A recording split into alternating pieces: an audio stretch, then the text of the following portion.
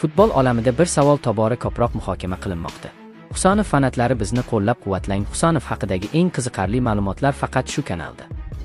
Agar himoyada tanlashga to'g'ri kelsa, tajriba timsoli Serxio Ramos kuchlimi yoki yangi avlod vakili Abduqodir Husanovmi?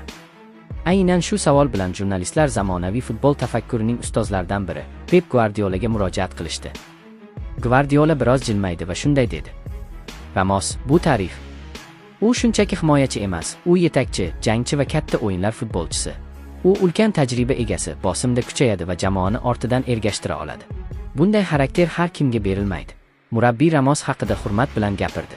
Chunki Ramos bir davrni belgilagan futbolchi. Ammo Guardiola sozida davom etdi va suhbat ohangi o'zgardi. Lekin futbol doimo o'zgaradi. Bugungi himoyachi nafaqat topni olib qo'yishi, balki o'yinni qurish kerak. Husanov aynan shu yangi futbolning vakili.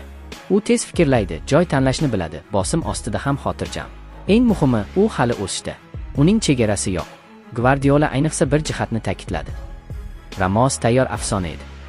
Husanov esa hali yozilayotgan hikoya. Va ba'zan murabbiy uchun eng qiziq futbolchi, aynan kelajagi eng katta bo'lgan futbolchi bo'ladi. Bugun Manchester City tizimi aynan shunday futbolchilarni izlaydi. Intellekt, sovuqqonlik, zamonaviy himoya falsafasi. Demak, savol ochiq qoladi. Ramos yakunlangan buyuk tarixmi? Yoki Husanov endi boshlanayotgan yangi davrmi? Futbol bunga javobni hali beradi. Hurmatli Husanov muxlislari, Husanov haqidagi videolarni ko'proq chiqarishimiz uchun shu videoga like bosing va bizga obuna bo'ling. Bu YouTube algoritmi va bizning faoliyatimiz uchun juda ham muhim.